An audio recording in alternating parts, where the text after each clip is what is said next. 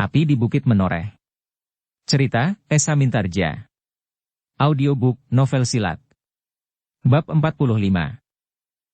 Sebelum Sumangkar itu meninggalkan mereka, maka ia masih memerlukan berpesan kepada orang-orang Jipang itu. Peliharalah jenazah Angger Tohpati sebaik-baiknya. Besok apabila aku telah kembali di antara kalian, maka akan kita selenggarakan pemakamannya. Baik Kiai, jawab salah seorang dari mereka. Terima kasih. Sekali lagi Sumangkar menjadi terharu. Apabila kemudian malam bertambah malam, maka Sumangkar dan Kiai Gringsing berjalan dengan tergesa-gesa meninggalkan perkemahan itu menuju ke Sangkal Putung. Mereka mengharap bahwa mereka akan segera menemukan cara yang sebaik-baiknya untuk menyelesaikan masalah orang-orang Jipang yang ingin meninggalkan cara hidup yang selama ini ditempuhnya.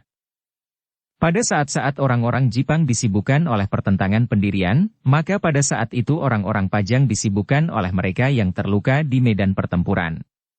Orang yang terluka itu baik kawan maupun lawan, telah diangkut ke Banjar Desa Sangkal Putung. Pengawasan atas orang-orang yang luka itu dilakukan oleh Untara dan Widura sendiri. Mereka melihat wajah-wajah yang dendam pada anak buah mereka sendiri. Mereka yang kehilangan saudaranya, yang berada bersama-sama dalam lingkungan keprajuritan Pajang, dan mereka yang merasa betapa korban berjatuhan di kalangan sendiri. Orang-orang yang demikian kadang-kadang sering kehilangan kesabaran dan pengamatan diri, sehingga terhadap lawan yang terluka, maka mereka akan dapat melakukan hal-hal di luar dugaan para pemimpin Laskar Pajang. Bahkan Hudaya, orang yang sudah cukup mengendap itu pun seakan-akan telah kehilangan kesadaran diri menghadapi orang-orang Jipang.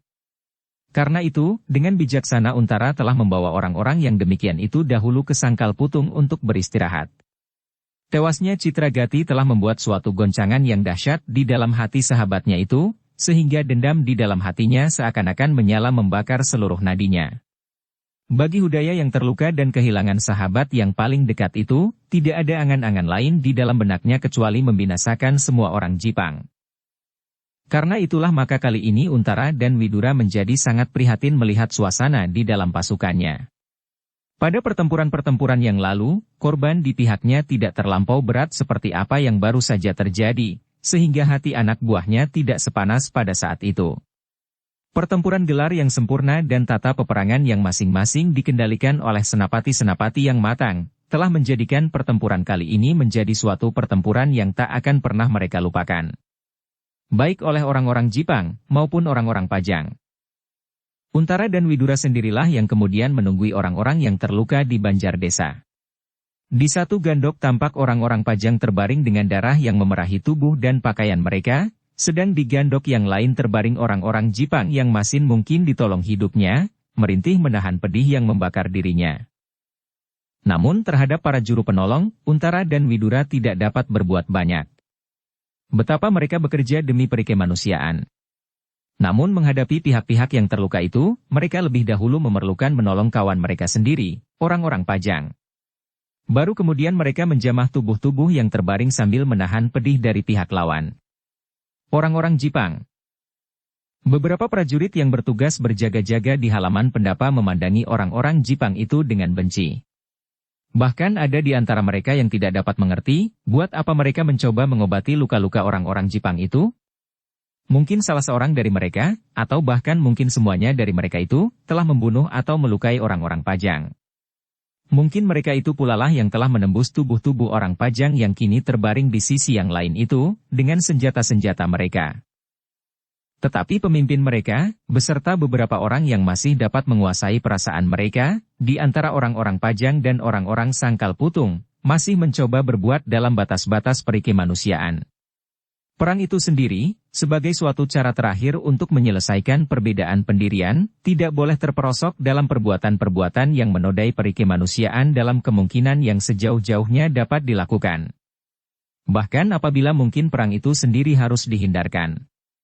Sebab betapa orang yang berhati bening mencoba berbuat sebaik-baiknya di dalam perang, namun perang sendiri hampir sama artinya dengan maut, kekerasan dan kebencian serta menaburkan benih dendam di mana-mana. Ketika mereka, orang-orang Pajang itu sedang sibuk di pendapa Banjar Desa, maka para penjaga dikejutkan oleh sebuah bayangan yang berjalan tertatih-tatih mendekati halaman. Para penjaga di regol halaman yang melihat bayangan itu segera menyapanya. "Heh, siapa?" Aku, terdengar sebuah jawaban. Bayangan itu semakin lama semakin dekat menyusur pinggiran alun-alun di muka banjar desa. Dan semakin dekat, semakin jelas pula lah bagi para penjaga itu, bahwa bayangan itu bukanlah bayangan seorang saja, tetapi bayangan itu adalah bayangan seorang yang sedang memapah orang lain di sisinya. Sekali lagi terdengar sapa dari para penjaga. Siapa? Agung Sedayu, jawab bayangan itu. Oh, gumam penjaga itu. Namun tiba-tiba ia bertanya pula. Siapa yang terluka? Agung Sedayu, yang datang dengan seorang yang ditemuinya di dalam hutan, tidak dapat menjawab. Orang yang dipapahnya itu setelah mendapat seteguk air, meskipun air dari sebuah parit, menjadi agak segar dan mampu berjalan sambil bergantung pundak Agung Sedayu. Dan orang itu belum dikenal siapa namanya. Karena itu maka Agung Sedayu menjawab. Aku belum mengenal namanya. Heh, penjaga itu terkejut. Kenapa belum kau kenal namanya? Agung Sedayu tidak segera menjawab. Perlahan-lahan ia berjalan terus sambil membantu orang yang terluka itu. Panggil aku Supa, desis orang itu, perlahan-lahan. Oh, gumam Agung Sedayu. Namun kemudian ia berkata. Nama apapun yang akan aku sebutkan, kesannya bagi mereka akan sama saja. Mereka pasti belum mengenal nama itu. Orang yang terluka menjadi berdebar-debar. Apakah orang-orang Pajang akan menerima kehadirannya di antara mereka? Tetapi orang Jipang itu tidak menyatakan kecemasannya. Bahkan kemudian ia menjadi pasrah. Kalau ia mati, maka kematian itu adalah wajar. Seandainya salah seorang prajurit Pajang kemudian menyambutnya dengan tusukan tombak di lambungnya, maka ia tidak akan merasa kehilangan lagi. Nyawanya yang sekarang seakan-akan bukan miliknya, tetapi milik Agung Sedayu. Seandainya Agung Sedayu tidak membawanya, maka ia pun akan mati oleh anjing-anjing liar sebelum ia menghembuskan nafasnya yang terakhir. Bulu kuduk orang Jipang itu terasa berdiri. Alangkah mengerikan. Selagi ia masih hidup, beberapa ekor anjing hutan berpesta dengan dagingnya. Tetapi kalau ia mati dengan tombak menghujam di dadanya, maka ia akan mati sebagai seorang prajurit. Agung Sedayu yang kini berdiri beberapa langkah saja dari para penjaga itu berhenti. Salah seorang dari penjaga itu bertanya. Benarkah kau Adi Sedayu? Lihatlah dengan seksama, sahut Agung Sedayu. Yang terluka itu? Agung Sedayu tidak mau menjawab dengan berbelit-belit. Maka katanya. Namanya Supa, orang Jipang. Orang di regol halaman itu serentak mengulangi kata-kata Agung Sedayu. Orang Jipang. Ya, aku temukan orang ini terluka di dalam hutan. Untunglah aku masih sempat menolongnya dan memberinya air, sehingga kemungkinan untuk hidup baginya menjadi semakin besar. Para prajurit Pajang dan beberapa anak muda Sangkal Putung justru terdiam. Mereka dicekam oleh perasaan heran tiada taranya. Mereka melihat betapa Agung Sedayu masih sempat memapah orang Jipang dari hutan sampai ke halaman ini. Bukankah itu suatu pekerjaan sulit? Tiba-tiba dari antara beberapa orang yang berjaga-jaga di regol halaman itu terdengar salah seorang berkata. Kakang Sedayu, buat apa kau bawa monyet itu kemari? Agung Sedayu mengerutkan keningnya. Suara itu dikenalnya benar. Apalagi ketika ia melihat seorang yang bertubuh gemuk bulat melangkah maju dari antara orang-orang yang kemudian berkerumun di depan regol. Namun betapa kecewa hati Agung Sedayu mendengar pertanyaannya. Ia tidak akan menyesal, bahkan sama sekali tidak mempengaruhi perasaannya apabila pertanyaan itu meluncur dari orang lain. Bukan anak muda yang gemuk bulat dan bernama Swandaru Geni itu. Kakang, berkata Swandaru seterusnya. Buat apa kau bawa orang sakit-sakitan itu? Lihat, di sini telah terkapar berpuluh-puluh orang semacam itu. Seandainya bukan Paman Widura dan Kakang Untara yang menunggui mereka langsung, maka mereka itu sama sekali tak akan berguna bagi kami. Apalagi bagi rakyat Sangkal Putung. Coba, siapakah yang memberi mereka makan? Beras siapakah? Sedang mereka telah mencoba menghancurkan Sangkal Putung ini? Agung Sedayu menarik napas. Swandaru adalah pemimpin dari segenap anak-anak muda Sangkal Putung. Kalau ia tetap pada pendiriannya, bahwa tidak pantas untuk membawa orang Jipang yang terluka itu, maka akan sulitlah baginya untuk menghadapinya. Semua anak-anak muda pasti akan sependirian dengan Swandaru dan menolak orang Jipang itu. Bahkan mungkin mereka akan melakukan perbuatan-perbuatan di luar kehendak mereka sendiri. Karena itu, Agung Sedayu harus segera menemukan jalan, sehingga Suandaru dapat diatasinya. Maka dengan serta-merta Agung Sedayu menjawab. Adi Suandaru, apa yang aku lakukan ini adalah atas perintah guru kita, Kiai Gringsing. Kini Suandarulah yang mengerutkan keningnya. Tampaklah wajahnya menjadi tegang. Cahaya obor di kejauhan membuat wajah itu menjadi merah, semerah bara. Tapi Suandaru tidak dapat berbuat lain kecuali menghempaskan nafasnya. Betapa hatinya menggelegak, namun jawaban Agung Sedayu telah menutup setiap kemungkinan baginya untuk berbuat sesuatu. Sebab apa yang dilakukan oleh Agung Sedayu adalah karena perintah gurunya. Desah anak muda yang gemuk bulat itu. Tetapi ia tidak berkata sepatah kata pun. Bahkan kemudian ia segera menyelinap kembali ke dalam kerumunan orang-orang di regol, seakan-akan ingin membenamkan kemarahannya ke dalam lingkungan orang banyak. Tetapi demikian Suandaru menghilang, maka tampaklah seseorang dengan tergesa-gesa menyibak orang-orang yang berdiri di regol itu sambil berkata, "Mana orang Jipang itu?" Agung Sedayu terkejut mendengar kata-kata itu. Dari antara orang yang berdiri itu sekali lagi ia melihat seseorang melangkah maju. Katanya. "Rupa-rupanya kau membawa oleh-oleh buat kami." Agung Sedayu sekali lagi mengerutkan keningnya. Sebelum ia sempat menjawab orang itu berkata pula. Di dalam banjar desa banyak juga orang-orang Jipang yang bergelimpangan menunggu maut mencekik mereka. Tetapi orang-orang itu ditunggui langsung oleh Untara dan Widura. Nah, sekarang ada orang lain yang kau bawa kemari. Jangan kau bawa masuk ke pendapa. Serahkan orang itu ke daku. Aku ingin mendapat ganti Kakang Citragati yang gugur di pertempuran. Akan kau apakan orang ini Paman Hudaya? Bertanya Agung Sedayu. Aku ingin mencincangnya, sahut Hudaya. Agung Sedayu merasa orang yang menggantung di pundaknya itu menggeliat perlahan-lahan, tetapi ia segera menggamitnya. Paman, berkata Agung Sedayu. Aku membawa orang ini atas perintah Kiai Gringsing. Persetan dengan Kiai Gringsing? Aku tidak berkepentingan dengan Kiai Gringsing, berkata Hudaya tegas. Aku inginkan orang itu. Agung Sedayu tidak segera dapat menjawab kata-kata Hudaya itu. Terasa bahwa keadaan Hudaya yang terluka itu tidak wajar. Ia sedang diliputi oleh suasana tegang, hilangnya sahabatnya Citragati serta dirinya sendiri yang terluka. Karena itu maka hati Hudaya itu pun sedang dibalut oleh dendam yang pekat. Tetapi sama sekali tidak terlintas di dalam otak Agung Sedayu untuk menyerahkan orang yang dibawanya itu. Ia membawanya dengan harapan untuk menolong jiwanya, apalagi kemudian telah diperkuat oleh perintah gurunya.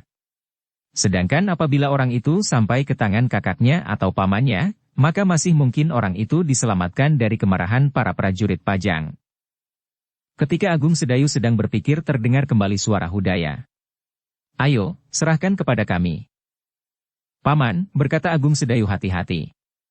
Aku memang akan menyerahkan orang ini, tetapi setelah Paman Widura mengetahuinya. Bukankah pimpinan pasukan Pajang di sini adalah Paman Widura? Hudaya menggeram. Namun kemudian ia menjawab. Kakang Widura adalah pimpinan prajurit Pajang dalam hubungan resmi. Tetapi aku kehendaki orang itu justru sebelum diketahui oleh Kakang Widura, sehingga orang itu belum menjadi seorang tawanan. Agung Sedayu menjadi ragu-ragu. Apakah yang harus dilakukannya supaya orang itu dapat dilihat oleh pamannya? Apakah ia akan memaksa berjalan terus memasuki halaman banjar desa? Apakah ia harus berteriak-teriak memanggil? Belum lagi ia menemukan jawabnya, Hudaya telah melangkah maju. Terdengar suara tertawanya yang mengerikan. Suara itu seolah-olah bukan suara Hudaya yang selama ini dikenalnya. Ya, tiba-tiba Agung Sedayu ingat, apa yang telah pernah dilakukan oleh Sidanti. Ia mendengar dari beberapa orang yang menyaksikan, bahkan Hudaya pun pernah berkata kepadanya, bagaimana Sidanti membunuh Plasa Ireng.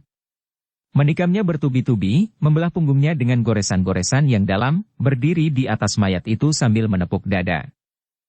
Bulu-bulu Agung Sedayu serentak berdiri. Mengerikan. Kini ia melihat seolah-olah Sidanti itu datang kembali sambil tertawa. Serahkan kepadaku supaya aku tidak mendendammu pula, berkata Hudaya. Tetapi nada suaranya benar-benar mengerikan seperti suara hantu dari dalam kubur. Namun tiba-tiba bersama dengan itu, merayap pulalah perasaan benci Agung Sedayu kepada Sidanti, kepada sikapnya, kepada perbuatannya. Kini ia melihat Hudaya itu bersikap dan berbuat seperti apa yang pernah dilakukan oleh si Danti. Karena itu tiba-tiba Agung Sedayu melangkah surut selangkah. Terdengar ia berkata tegas. Paman Hudaya, aku tidak akan menyerahkan orang ini kepada siapapun juga. Tidak kepada Paman Hudaya dan tidak kepada orang lain. Aku hanya akan menyerahkan kepada Paman Widura. Kalau Paman Widura akan membunuhnya itu adalah haknya, apabila ternyata menurut Paman Widura, tindakan itu adalah tindakan yang seadil-adilnya. Tetapi pasti tidak dalam keadaan yang serupa ini. Tidak dalam keadaan tidak berdaya. Hudaya pun kemudian tertawa pula. Jawabnya. Kau bukan seorang prajurit. Kau tidak tahu apakah yang sebaik-baiknya dilakukan oleh seorang prajurit. Sebelum orang ini sampai pada orang yang berwenang menentukan hukuman atasnya, maka yang berlaku adalah hukuman perang. Setiap prajurit berhak melakukannya. Aku pun berhak. Orang ini dapat aku perlakukan menurut kehendakku. Tempat ini dapat dianggap sebagai medan. Prajurit yang terbunuh di medan perang, nasibnya tidak dipersoalkan lagi. Tidak Paman, sahut Agung Sedayu. Kita tidak berada di dalam medan lagi. Kita sudah di belakang garis perang. Jangan membantah, bentak Hudaya yang sudah bermata gelap. Selangkah ia maju lagi sambil berkata. Kau tahu tentang peperangan. Aku adalah orang tertua sepeninggal Citragati. Kalau tidak ada Widura, maka akulah yang berhak memegang atas prajurit Pajang di sini. Tetapi Paman Widura sekarang ada di sini. Ia berada di dalam halaman, sedang kita berada di luar halaman Banjar Desa. Jangan menjawab lagi, supaya kau tidak aku cincang pula seperti orang Jipang itu. Terdengar Agung Sedayu menggeram. Namun hatinya menjadi semakin keras ketika ia mendengar orang Jipang itu berbisik. Serahkan saja. Biarlah aku dibunuhnya, supaya kau selamat. Tidak, geram Agung Sedayu. Kemudian kepada Hudaya ia berkata. Paman Hudaya, ternyata Paman Hudaya sekarang tidak seperti Paman Hudaya yang aku kenal pertama-tama aku datang. Bahkan tidak seperti Paman Hudaya lusa. Paman Hudaya sekarang ini adalah seorang yang sama sekali berbeda. Tutup mulutmu, potong Hudaya. Lepaskan orang itu. Biarkan ia terbaring di tanah. Aku ingin mencincangnya. Kau dengar? Aku dengar, sahut Agung Sedayu. Tetapi aku tidak akan melakukannya. Mata Hudaya terbelalak. Sinar obor yang lemah seakan-akan telah membakar mata, sehingga memancar kemerah-merahan. Kau berani membantah perintahku? Kau tidak berhak memberikan perintah itu. Kalau tidak ada Widura, Hudaya adalah orang tertua kau dengar. Aku bukan prajurit Pajang. Aku tidak terkena keharusan untuk mematuhi perintah siapapun di sini. Kalau aku patuh terhadap Paman Widura, ia adalah pamanku. Dan kalau aku menurut perintah Kakang Untara, karena ia adalah kakakku. Kau bukan pamanku dan bukan ayahku. Kau tidak berhak memberikan perintah itu. Sedangkan orang lain yang berhak memberikan perintah kepadaku adalah Kiai Gringsing, guruku. Dan perintah itu berbunyi. Selamatkan orang ini. Mata Hudaya menyala mendengar jawaban Agung Sedayu. Apalagi ketika Agung Sedayu menegaskan. Bukankah begitu Paman? Bukankah Paman sendiri tadi mengatakan bahwa aku bukan seorang prajurit? Terdengar gigi Hudaya gemeretak. Tiba-tiba Hudaya yang telah menjadi sangat marah itu berkata pula. Di medan perang kekuasaan berada di tangan prajurit. Setiap orang harus tunduk pada perintah. Kau pun harus tunduk meskipun kau bukan seorang prajurit. Agung Sedayu benar-benar menjadi gelisah. Ia tidak akan menyerahkan orang ini, tetapi ia juga tidak ingin berbenturan di antara kawan sendiri. Karena itu Agung Sedayu mencoba untuk mencari cara yang sebaik-baiknya untuk ia yakin, bahwa apabila terpaksa ia harus menarik pedangnya, ia akan dapat membiarkan Hudaya terjatuh sendiri karena kepayahan. Ia dapat membiarkan dirinya diserang tanpa membalas dengan serangan. Kemampuannya akan memungkinkan berbuat demikian sampai Hudaya berhenti sendiri karena kehabisan nafas.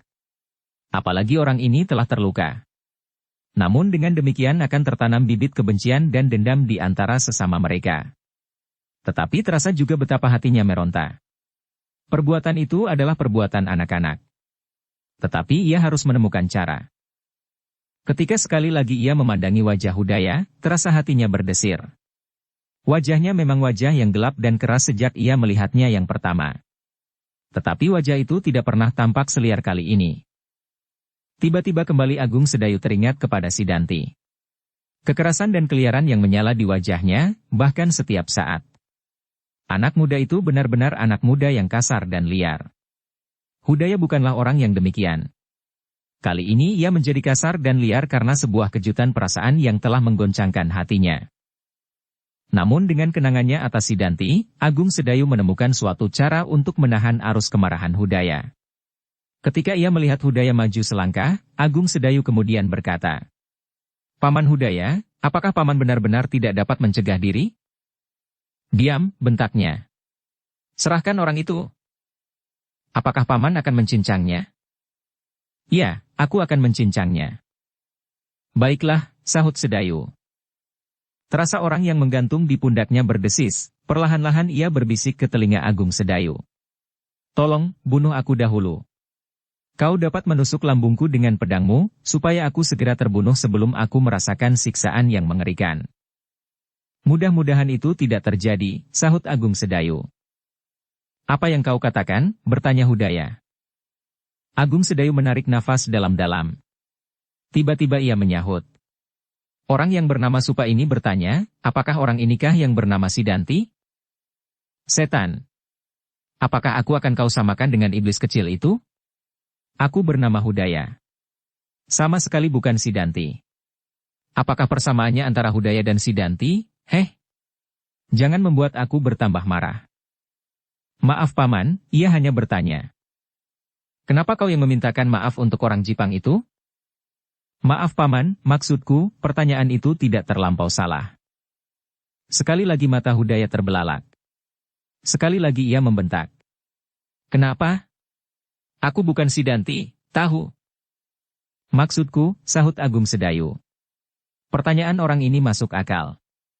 Sidanti pernah mencincang Plasa Ireng di medan perang setelah ia berhasil membunuh dengan pedangnya. Sekarang orang ini mendengar keinginan yang sama dengan apa yang pernah dilakukan oleh Sidanti itu. Mencincang lawannya. Namun Sidanti mencincang lawan yang telah dibunuhnya sendiri dengan pedangnya di medan perang dan orang itu pada saat hidupnya adalah senopati pengapit di sayap kiri lawan, sedang orang ini adalah seorang prajurit kecil yang tak berarti. Juga tidak terbunuh di medan perang oleh tangan paman Hudaya sendiri. Cukup, terdengar suara Hudaya melengking memecah sepi malam, menggeletar memenuhi lapangan dan halaman Banjar Desa. Betapa suara itu telah mengejutkan hampir setiap orang yang berdiri di regol halaman, maupun di dalam halaman. Namun Agung Sedayu tidak terkejut. Ia memang mengharap Hudaya marah dan berteriak. Ia mengharap orang-orang yang berada di dalam Banjar akan mendengar teriakan itu. Kecuali itu Agung Sedayu masih mempunyai harapan lain. Mudah-mudahan Hudaya menyadari keadaannya. Ternyata harapan Agung Sedayu kedua-duanya berhasil. Teriakan Hudaya itu telah didengar oleh Untara dan Widura, sehingga dengan tergesa-gesa keduanya turun ke halaman. Tetapi yang lebih penting bagi Agung Sedayu adalah ketika kemudian ia melihat Hudaya itu menundukkan wajahnya. Setelah ia melepaskan tekanan yang menghimpit dadanya dengan sebuah teriakan yang menggelegar, tiba-tiba seakan-akan dadanya menjadi jernih. Tiba-tiba ia teringat pula apa yang pernah dilakukan oleh Sidanti. Alangkah mengerikan. Ia pernah mengutuk habis-habisan di dalam hatinya ketika ia melihat Sidanti membelah punggung Plasa Ireng, kemudian berdiri di atas mayatnya sambil sesumbar. Ia merasa ngeri sendiri. Alangkah buasnya anak itu. Seakan-akan ia telah kehilangan segenap kemanusiaannya.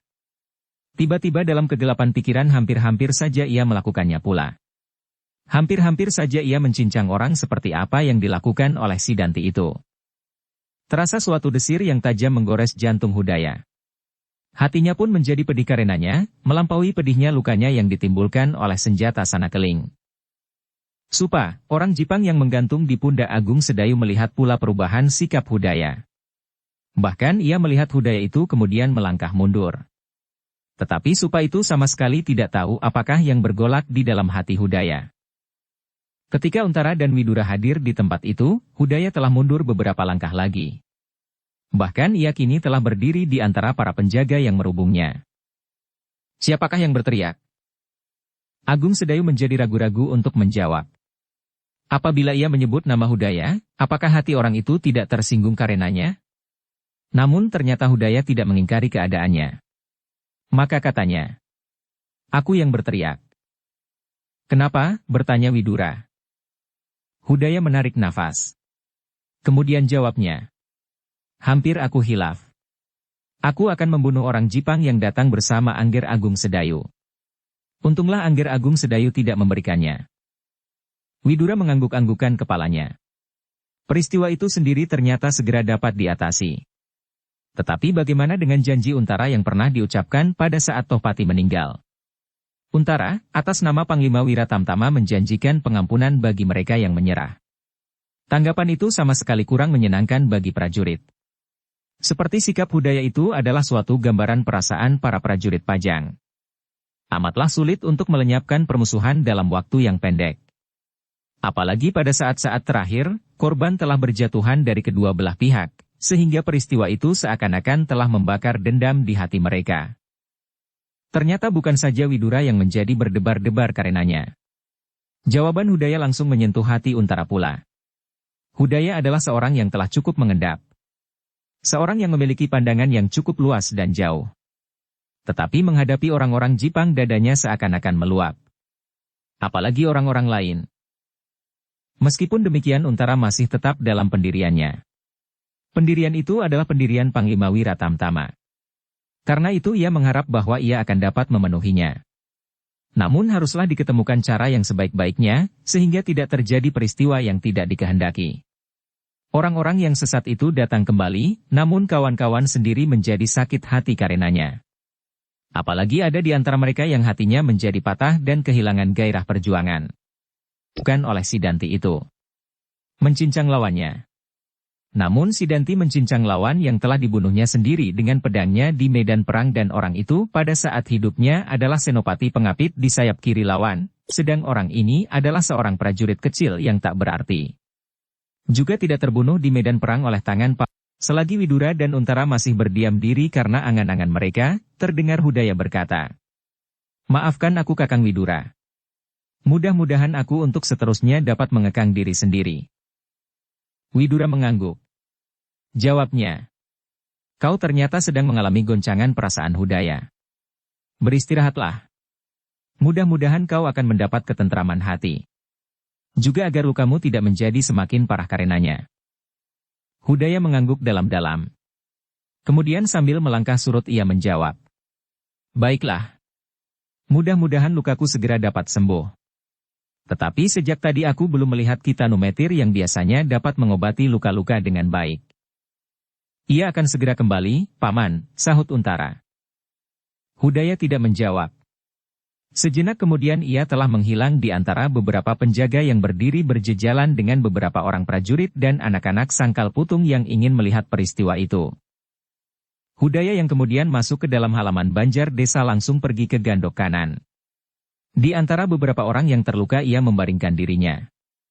Namun angan-angannya terbang jauh menelusuri awan di langit yang tinggi. Beberapa perasaan hilir mudik di kepalanya. Sekali ia bersyukur bahwa ia telah dibebaskan dari suatu perbuatan yang buas dan liar. Namun sekali-sekali timbullah sesalnya. Kenapa orang Jipang tadi tidak saja ditikamnya sampai mati tanpa minta izin lebih dahulu dari Agung Sedayu? Kenapa ia tidak berusaha melepaskan dendamnya atas kematian orang-orang Pajang, bahkan sahabatnya terdekat Citragati? Apakah orang-orang Jipang itu juga mengenal cara yang serupa atas orang-orang Pajang yang terluka? Tidak. Orang-orang Pajang yang terluka tidak pernah mengalami perawatan apapun. Apalagi perawatan, bahkan mereka sama sekali tidak dipedulikannya. Apalagi ada kesempatan, orang Jipang pasti akan berebut tidak untuk menolongnya, tetapi untuk mencincangnya. Namun setiap kali, ia sadar atas kehilafannya.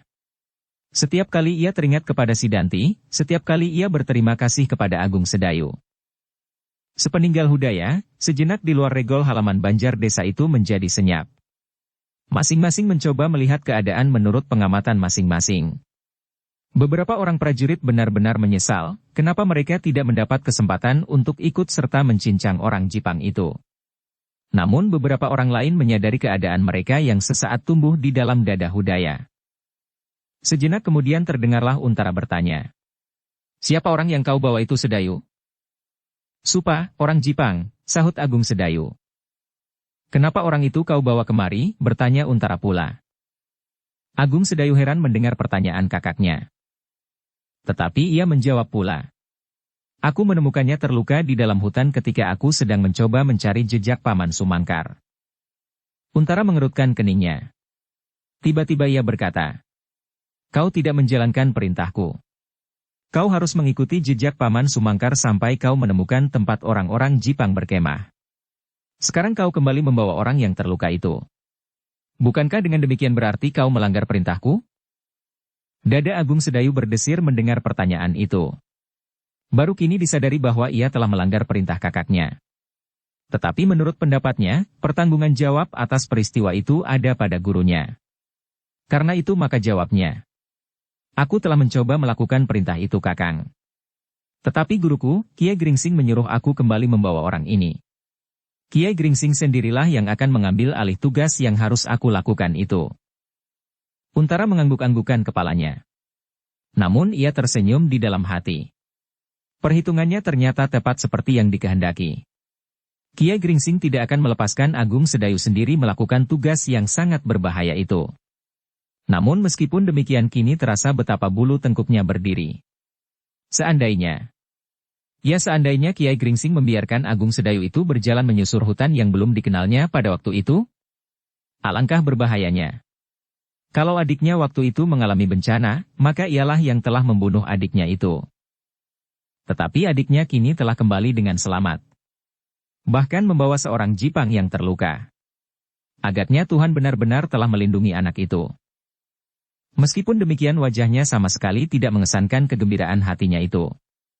Dengan kerut-kerut pada keningnya, Untara berkata, apakah kau yakin bahwa Kiai Gringsing dapat melakukan tugas itu? Pertanyaan ini pun mengherankannya. Untara telah lebih lama bergaul dengan Kiai Gringsing daripada dirinya. Menurut pendapatnya, Untara pasti lebih banyak mengenal orang itu, orang yang bernama Kitanu Metir, yang telah melindunginya di Dukuh Pakuwon. Dengan demikian, maka Agung Sedayu tidak menjawab pertanyaan kakaknya, bahkan ia bertanya pula. Bukankah Kakang Untara telah mengenal Kiai Gringsing dengan baik? Aku bertanya kepadamu, potong Untara. Kaulah yang seharusnya melakukan tugas itu.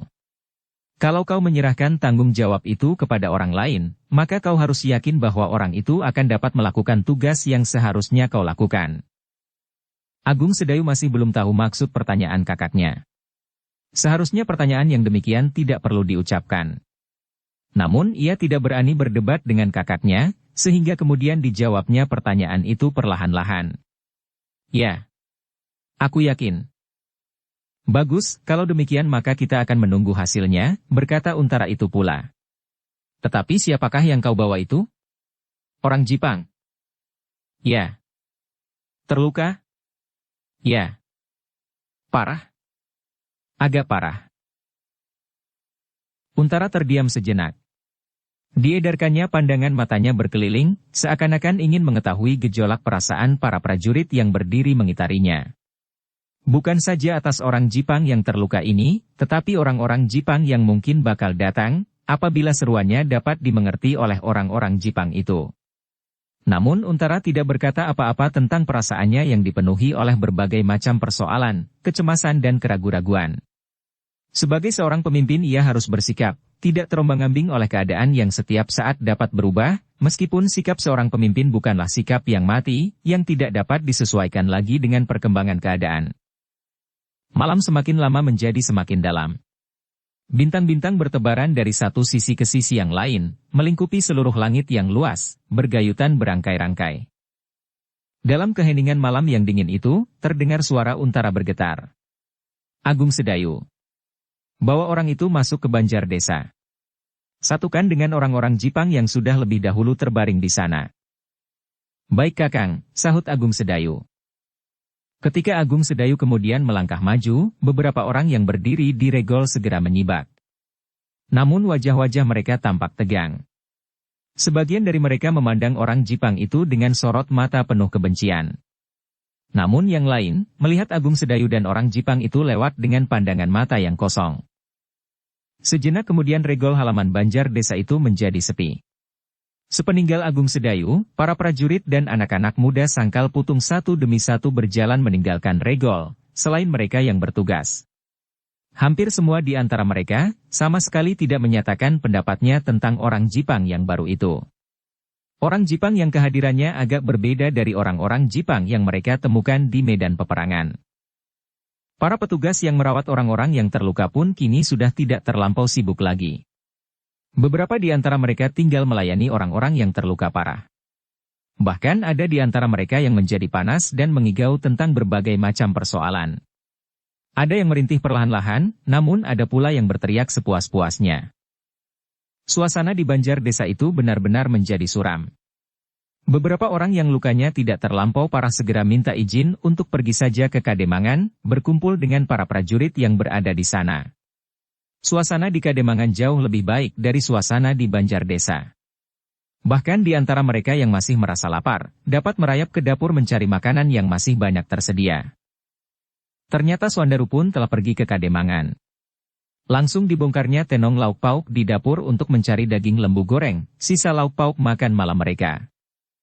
Namun dalam pada itu, kembali para penjaga di Banjar Desa dikejutkan oleh kehadiran seorang yang membawa tongkat baja putih bersama-sama dengan dukun tua yang bernama Kitanumetir. Beberapa orang penjaga segera mengenal bahwa orang yang membawa tongkat baja putih itu adalah orang yang telah membawa mayat macan kepatihan.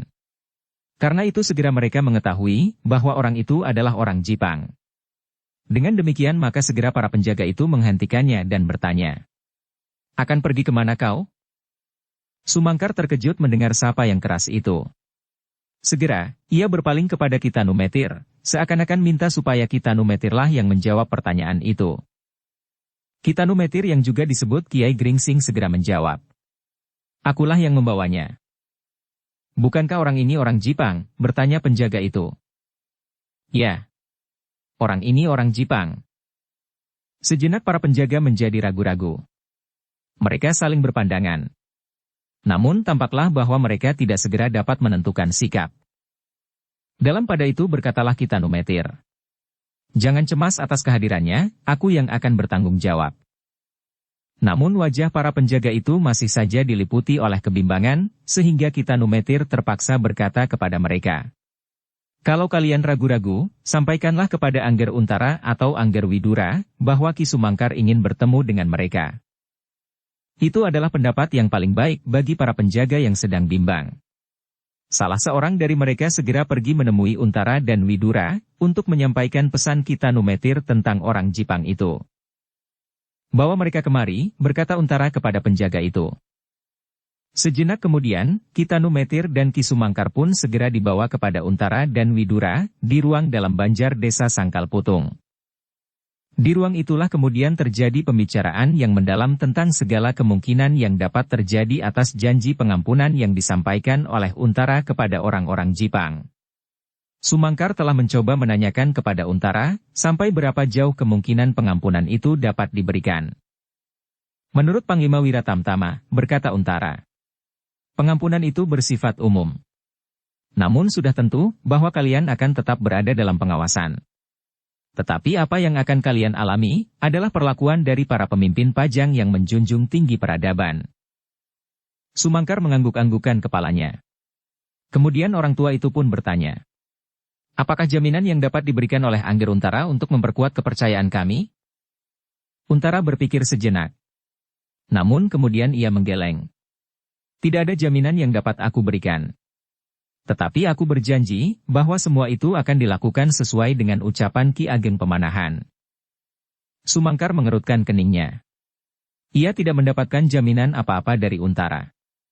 Memang sebenarnya lah bahwa tidak akan ada jaminan yang dapat diberikan. Tetapi begitu saja mempercayainya, rasa-rasanya berat juga bagi Sumangkar. Sejenak ruangan itu menjadi sepi.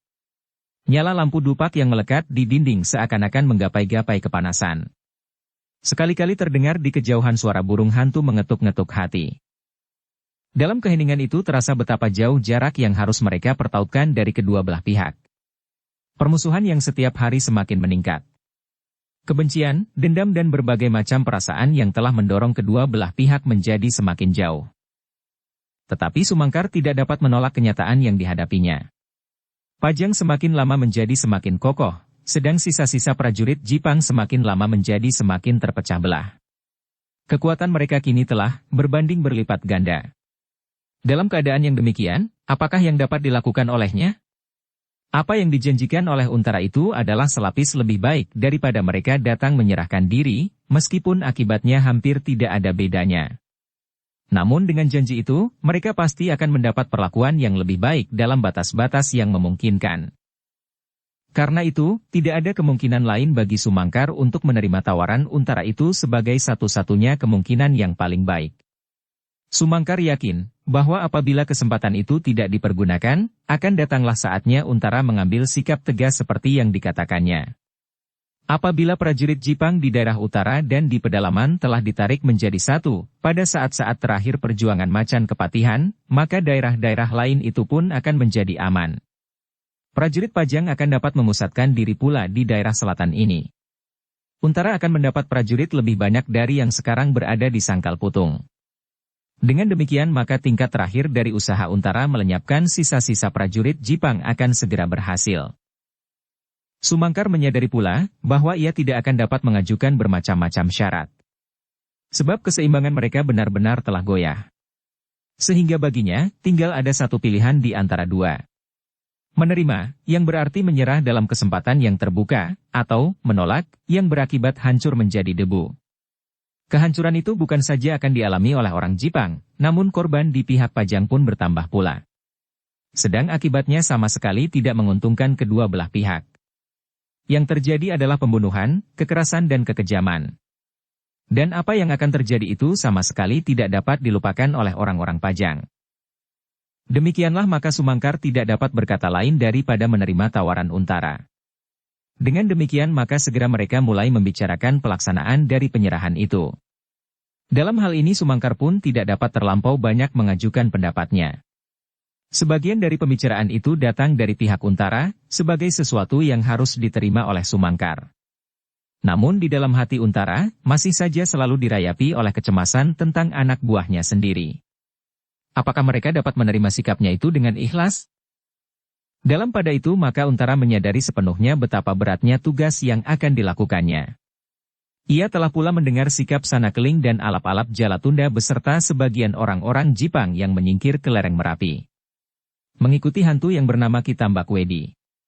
Di sana mereka akan bertemu dalam kepentingan yang bersamaan, melawan Untara dan menolak kekuasaannya. Sikap itu berarti melawan terhadap kekuasaan Pajang. Maka Ki Tambak Wedi dan segala pengikutnya kemudian dapat dianggap sebagai suatu pemberontakan, di samping Sanakeling dan pengikutnya yang masih ada. Semuanya itu harus masuk di dalam hitungannya.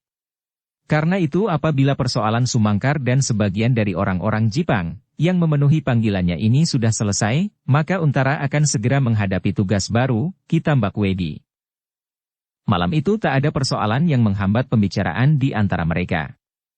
Untara tidak berbuat sewenang-wenang karena kemenangannya, sedang Sumangkar tidak banyak menuntut hal-hal yang tidak mungkin bagi orang-orangnya. Masing-masing mencoba menempatkan dirinya pada sikap yang sebaik-baiknya tanpa meninggalkan tugas yang harus diselesaikan. Sehingga dengan demikian, maka pembicaraan itu pun segera berakhir. Apabila tidak ada syarat-syarat yang harus aku lakukan lagi Nger, berkata Sumangkar kemudian.